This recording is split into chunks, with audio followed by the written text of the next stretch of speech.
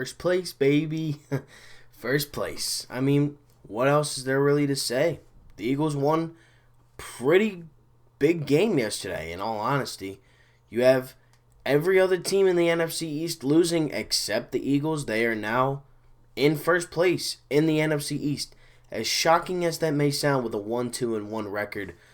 But hey, you win. A win is a win. And that's how I'm going to look at it. Personally, to me, I always thought that they were going to win this game. I don't know why I did. And I'm also kind of having the same feeling about this upcoming week. We just play good against good teams. And I don't know what Pittsburgh is.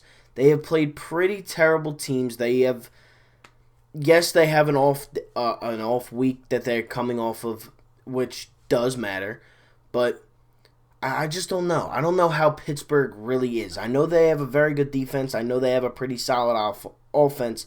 But to me, I think that the Eagles can definitely win this game.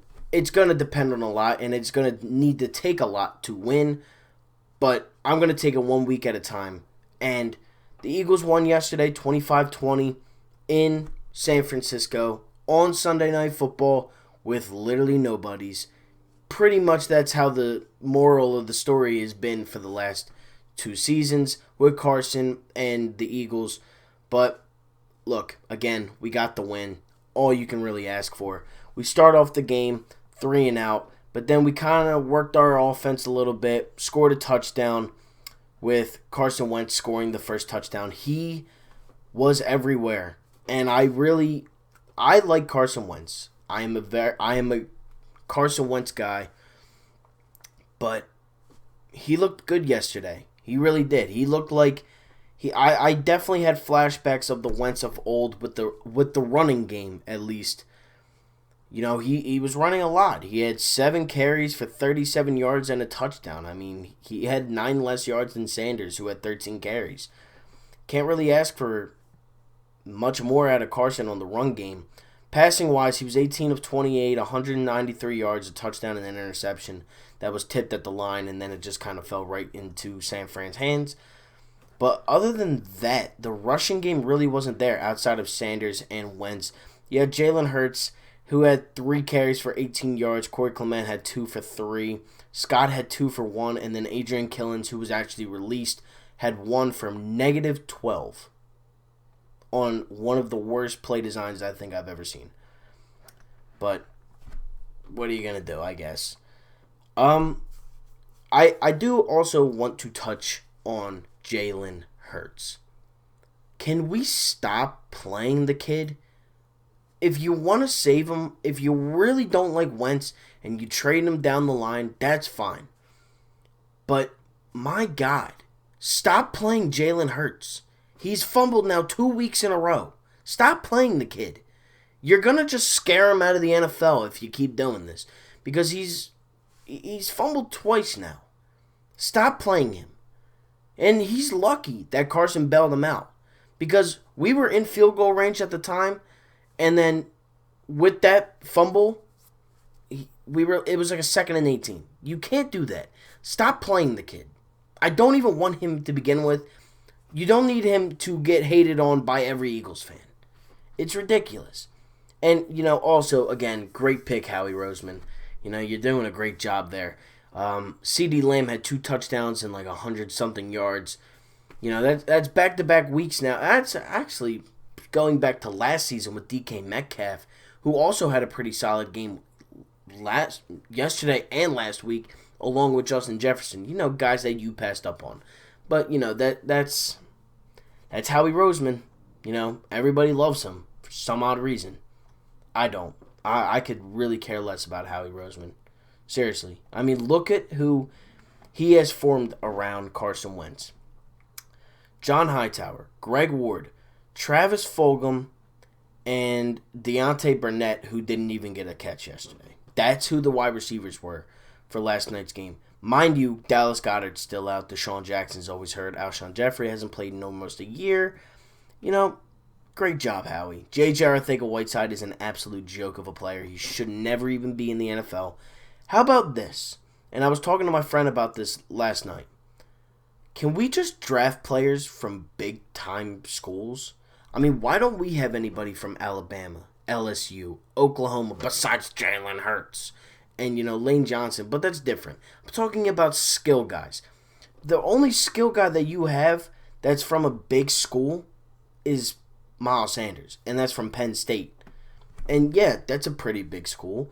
But then you have Greg Ward, who was a quarterback, and you drafted him out of Houston. Actually, I don't even know if he was drafted. Travis Fulgham was a free agent during the summer because he was dropped by 2 different teams. He was a 6th-round pick from, I don't even remember where they said he was. John Hightower, don't remember where he was from. But my point is, we have nobody from Bama, LSU, Auburn, Oklahoma, Clemson. You see all these guys around the league going off. T. Higgins, Clemson. Justin Jefferson, LSU. Obviously, C.D. Lamb, Oklahoma. Bama, Judy, Ruggs. I mean, they haven't done anything, but they were also injured, and their quarterbacks are injured, and it's just a mess. Can we please draft somebody this year? If, as of right now, we're first place in the NFC East. Do I think we're going to finish there? I don't know. It's really way too early to tell. We got to play it week by week with this division. They stink. But, I guess that's what's nice about the NFC East is that they all stink. But speaking of Travis Fulgham, he did catch a touchdown yesterday that was on a dot from Carson Wentz. He threw that ball real high, and it just went right into Fulgham's hands for, his career-tying 1 touchdown reception, just like J.J. Arcega-Whiteside, who stinks and who was drafted over DK Metcalf. Thanks, Howie. But, that was really, Carson really played well, honestly. He was rolling out of the pocket a lot. He was throwing. He was running. I'm loving what I'm seeing. I loved what I saw from Carson yesterday. Greg Ward had 4 receptions for 38 yards. Richard Rodgers had 3 for 35. Sanders had 2 for 30. Hightower had 2 for 22. And on a huge 4th down conversion, he caught the ball. Ertz only had 4 receptions for 9 yards. They were really, obviously guarding him. And then Killins had 1 for 2.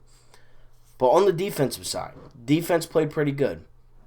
You had Rodney McLeod getting an interception. He had 7 tackles. Nathan Gary stinks. Darius Slay. He got hurt earlier in this game on the Brandon Ayuk touchdown where he leaped over Marcus Epps.